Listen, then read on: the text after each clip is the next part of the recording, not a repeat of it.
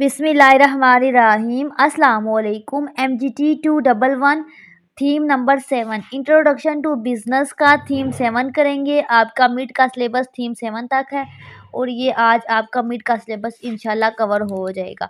आज हम टॉपिक करेंगे business finance and financial system कि बिजनेस के अंदर फाइनेंस का क्या रोल है और फाइनेंशियल सिस्टम क्या है बिजनेस के अंदर। ठीक है, सबसे पहले हम करते हैं role of finance in business. Finance basically कहते हैं पैसे को, रुपए को। तो ये पूछ रहे हैं कि एक बिजनेस के अंदर पैसा क्या अहमियत रखता है, क्या उसका किरदार है। तो देखिए पैसा बहुत ज़्यादा इम्पोर्टेंट है। पैसा होगा तो बिजनेस होगा ना, पैसा ही नहीं होगा तो आप बिजनेस कैसे करेंगे। तो बेसिकली कह रहे हैं कि जो बिजनेस है ना और जो पैसा है वो बेसिकली क्या है, लाइफ ब्लड है एक दूसरे का। ब्लड क्या होता है, बेसिकली खून जो फ्लो करता रहता है। तो पैसा होगा तो बिजनेस भी चलता रहेगा, पैसा ही नहीं होगा तो आप बिजनेस कहाँ से करेंगे। देखिए यहाँ पे कह रहे हैं कि आपके पास जब पैसा होगा आपके पास ग्रोथ होगी, यानी कि आप अच्छा बिजनेस कर सकते हैं, अपवर्ड जाएंगे, ज़्यादा पैसा लगाएंगे, ज़्यादा आपके पास बजट होगा, ज़्यादा मशीनरी खरीदेंगे, ज़्यादा आपके बिजनेस के अंदर एम्प्लॉय आएंगे, उनको सैलरी देंगे और काम करेंगे तो आपके पास ज़्यादा प्रॉफिट होगा, यानी कि और पैसा आएगा। तो ये पैसा होगा तो पैसा आएगा, लगाने से आएगा। तो यहाँ पे एक मिसाल दी गई है कि एक आपके पास ब्रांड है, कपड़ों की ब्रांड है जिसका नाम है लाहौरी बेस्ड क्लॉथिंग ब्रांड। अच्छा वो क्या कर रहे हैं, वो अपने वो पैसों पे डिपेंड कर रहे हैं। ठीक है, वो देखेंगे कि उनके पास कितना पैसा है, उस हिसाब से वो मशीनरी लेंगे, सीविंग मशीन जो कपड़े सिलाई करने वाली मशीनें होती हैं वो लेंगे, बंदे लाएंगे, उनके सैलरीज देंगे, उनसे काम करवाएंगे और ईद के दिनों में वो कैंपेन चलाएंगे कि हमसे कपड़े लें, एडवर्टाइजमेंट्स करेंगे। तो उन सब के लिए पैसा चाहिए, पैसा होगा तो तभी वो काम कर सकते हैं। तो इसका मतलब है कि पैसा जो है बिजनेस के अंदर बहुत अहम किरदार अदा करता है। यहाँ पे प्रॉपर लिखा हुआ है कि अगर आपके पास फाइनेंशियल मैनेजमेंट पुअर होगी, यानी कि आपके पास पैसा कम होगा, माली तौर पे आप गरीब होगे, तो आपके पास बिजनेस फेल होने के चांसेस होंगे, क्योंकि आपके पास पैसा ही नहीं होगा तो मशीनरी अच्छी नहीं आ सकेंगी, वर्कर आपको कम रखने पड़ेंगे तो प्रॉफिट कम होगा। ठीक है, तो पैसा जो है, जब पैसे की बात की जाती है तो बिजनेस क्या, लाइफ क्या, पैसा हर जगह बहुत पहले पैसे को अहमियत दी जाती है, देन इंसानों को आजकल के दौर में। अच्छा source and uses of funds, तो क्या सोर्सेज हैं और यूजेस हैं। अच्छा देखिए यहाँ पे ना दो चीज़ें हैं, एक कैपिटल एक्सपेंडिचर और एक ऑपरेटिंग एक्सपेंसेस। यानी कि कैपिटल कहते हैं सरमाए को, यानी कि कोई चीज़ उस पे आप कितना खर्चा करते हो। तो जो पैसा जो एक बिजनेस के अंदर हम कोई मशीनरी, जैसे मैंने आपको मिसाल दी कपड़ों की कि वहाँ पे वो सीविंग मशीन ले रहे हैं, कपड़ों वाली मशीनें ले रहे हैं, तो कपड़ों वाली मशीन एक कैपिटल है।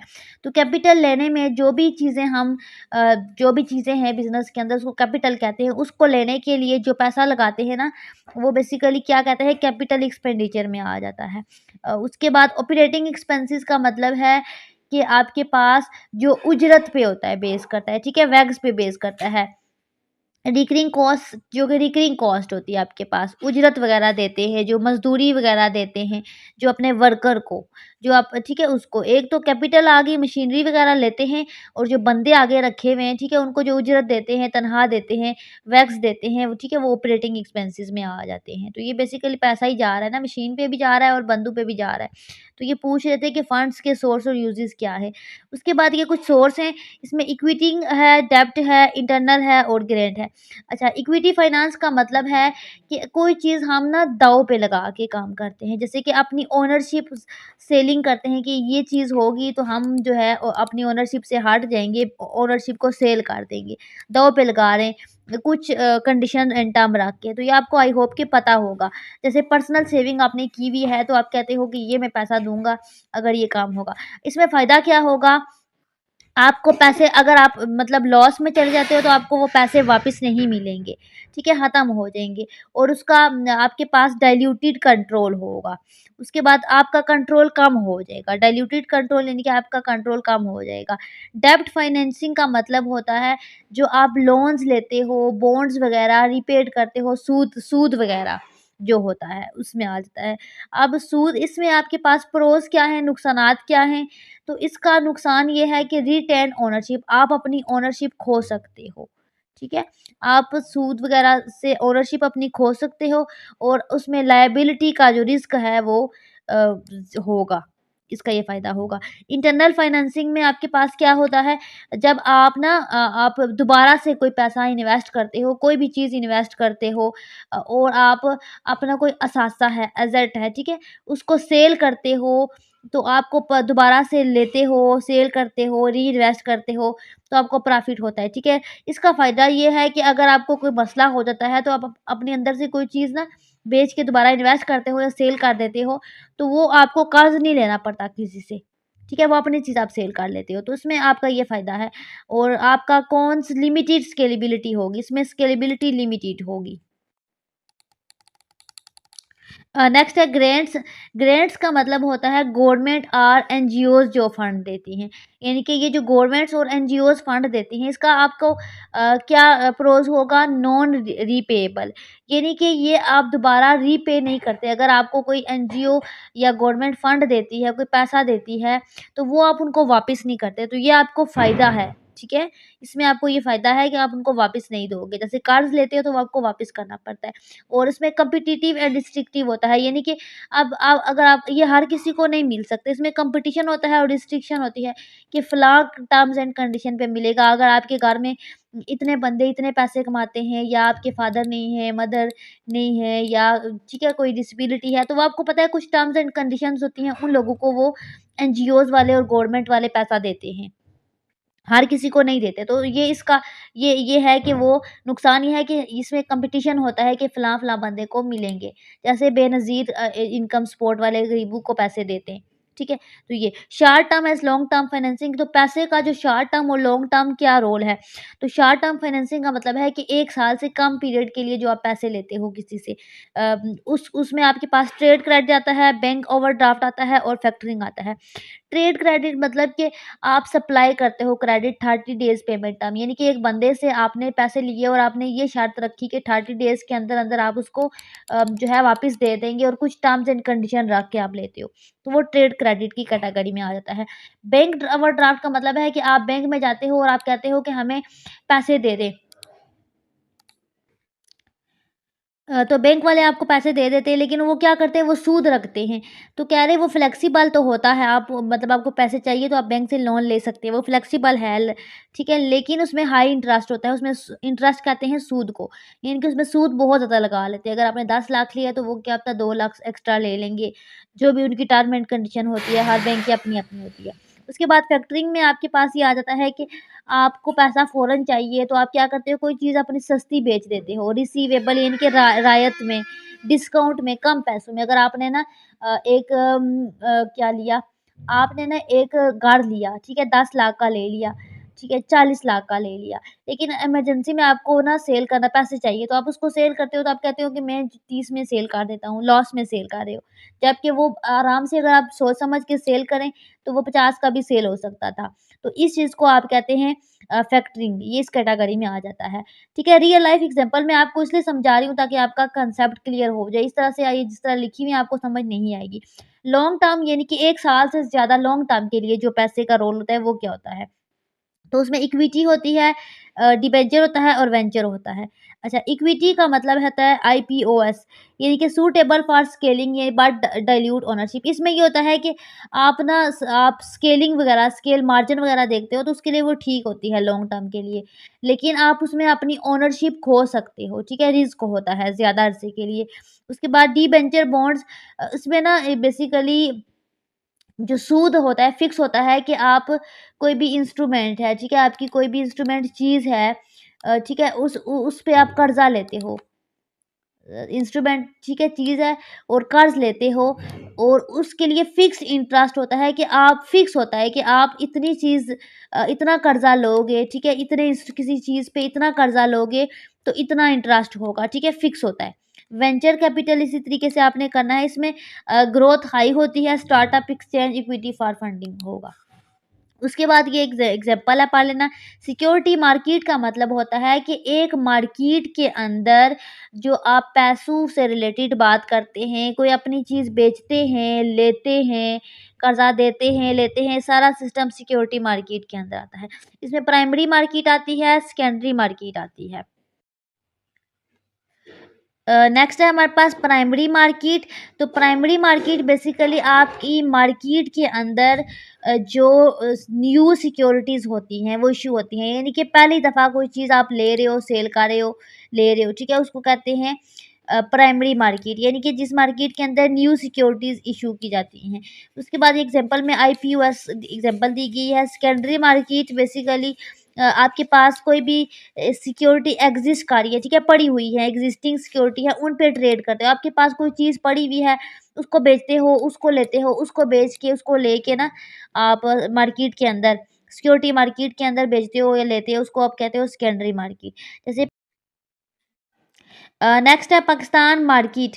पाकिस्तान की मार्केट, तो यहाँ पे क्या कह रहे हैं, जो पाकिस्तान की मार्केट है उसमें क्या है, SECP है, PSX है, इस तरह के जो सिक्योरिटी मार्केट से रिलेटेड, प्राइमरी मार्केट और सेकेंडरी मार्केट से रिलेटेड कौन कौन सी हैं पाकिस्तान के अंदर जो वर्क कर रही हैं। तो ये आपके पास SECP पाकिस्तान के अंदर है, PSX है, ETF है, ठीक है, ये सारे इसके अंदर आ जाते हैं। ये नाम आपने याद रखने हैं। पाकिस्तान की मार्केट के अंदर ये सारे नाम हैं, अहम नाम। उसके बाद है ट्रेंड्स इन फाइनेंशियल मैनेजमेंट के फाइनेंशियल मैनेजमेंट का जो ट्रेंड है वो कैसा है, पैसों की जो भी बात है उसका ट्रेंड कैसा है आजकल।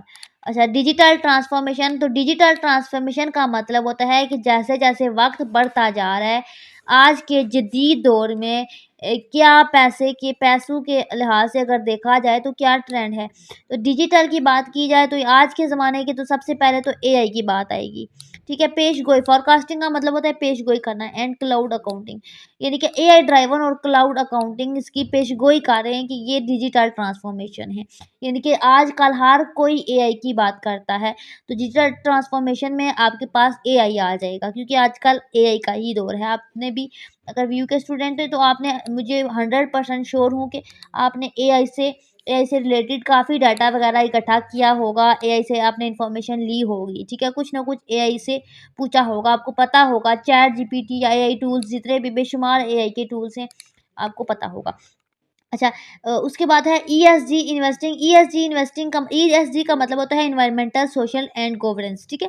तो ये बेसिकली आपके एनवायरमेंटल, सोशल और गवर्नेंस को ही देखता है बेसिकली। उसके बाद है फैन ग्रोथ। उसमें जैसे कि पैसों की बात हो रही है तो इसमें आपके पास जो आपके मोबाइल वॉलेट से के रिलेटेड जो पेमेंट होती है, जैज़ कैश, इजी पैसा, जितने भी मोबाइल वाले वॉलेट है। उसके बाद डिजिटल बैंक्स जो होते हैं, नया पे बैंक है, और भी काफ़ी बैंक अकाउंट होते हैं। और ब्लॉकचेन जो होती है, क्रिप्टो करेंसी, ये आपका आगे कंसेप्ट पीछे आ रहा है, मैं आपको बताती हूँ। इस्लामिक फाइनेंस का मतलब होता है कि इस्लाम में जो पैसे का कंसेप्ट होता है, तो वो कुछ रूल्स एंड रेगुलेशंस होते हैं। जैसे वो कहते हैं कि इस्लाम में सूद हराम है, ठीक है, इंटरेस्ट जो है वो हराम है, सूद जो है इसमें नहीं है। तो ये इस्लाम के अकॉर्डिंग जो आपके पास पैसे के जो भी शराइत हैं, ठीक है, वो सारी आ जाएँगी इसमें।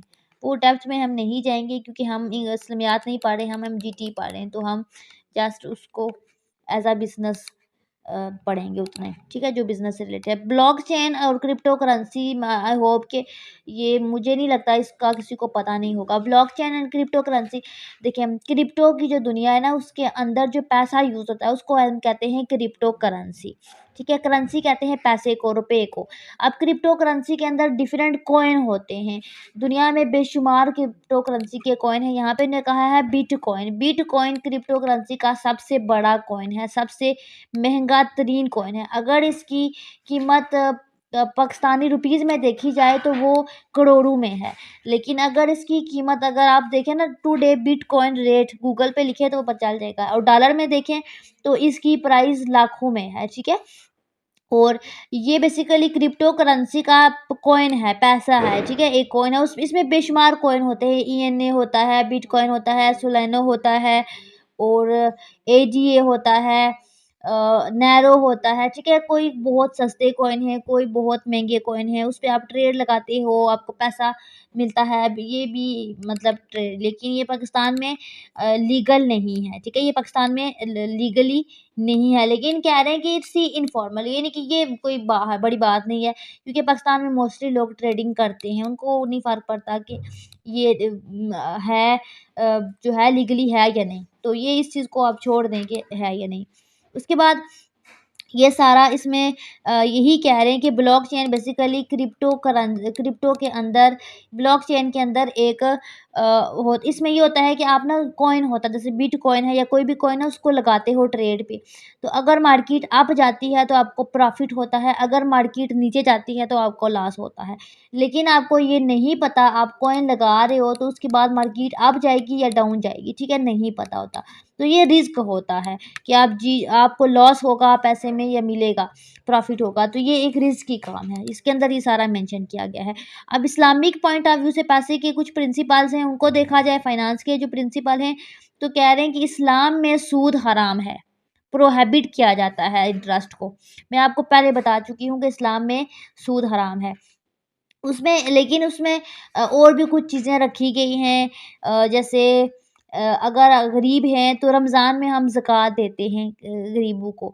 तो ये एक इस्लामिक तरीक़ाकार है, शरई तरीक़ा है हमारे मज़हब के अंदर। तो बेसिकली ये सारे इस्लामिक फाइनेंस प्रिंसिपल के अंदर आपने लिखने होते हैं ये चीज़ें, अब सारी लिखनी हैं। इसमें क्या है, रिस्क शेयरिंग। अब कोई बंदा इसमें क्या कह रहे हैं कि शेयरिंग का रिस्क होता है, यानी कि अगर हम किसी बंदे को पैसे दे रहे हैं, बारोड यानी कि उधार ले रहे हैं, लेंडर एंड बायोर का मतलब है देना और लेना, उधार देना और लेना। उसमें भी प्रॉफ़िट और लॉस, ठीक है, हम शेयर करते हैं अपना।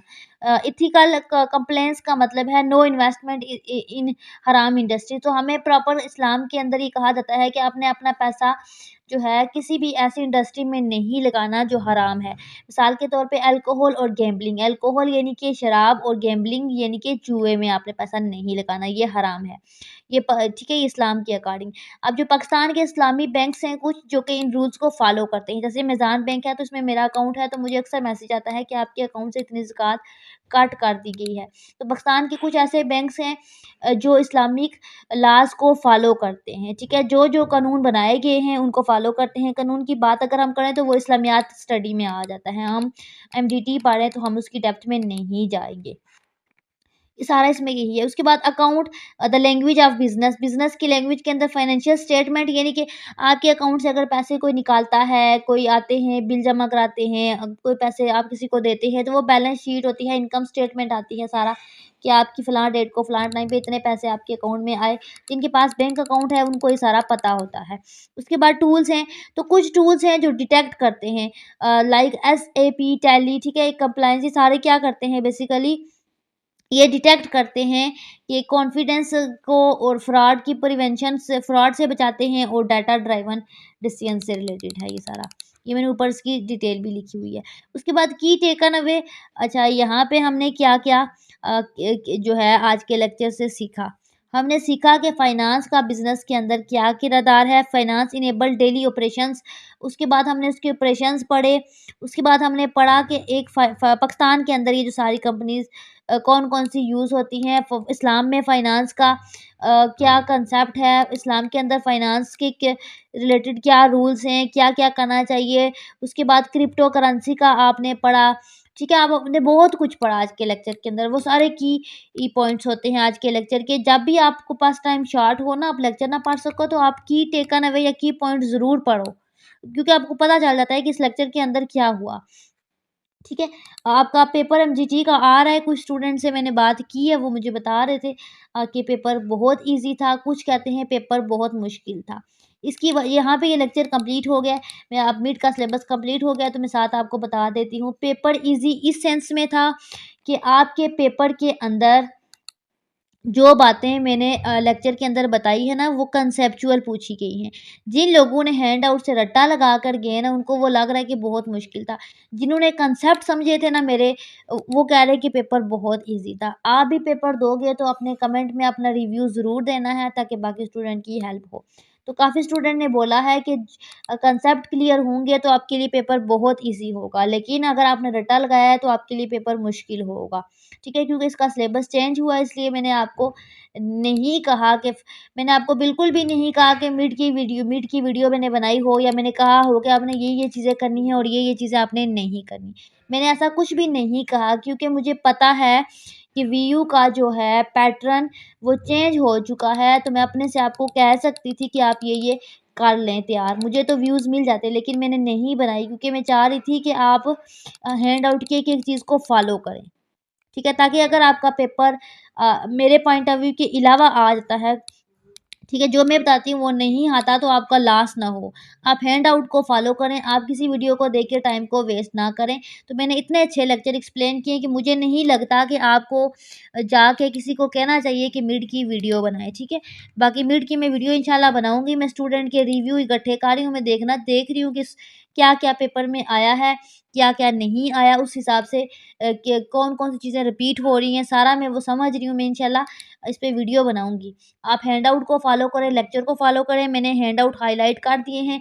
अगर आपको मेरे हाइलाइटेड हैंडआउट चाहिए तो आप मुझसे व्हाट्सएप पे कॉन्टैक्ट करें, मेरा नंबर चैनल की डिस्क्रिप्शन में मौजूद है, मैं आपको हैंडआउट प्रोवाइड करूँगी।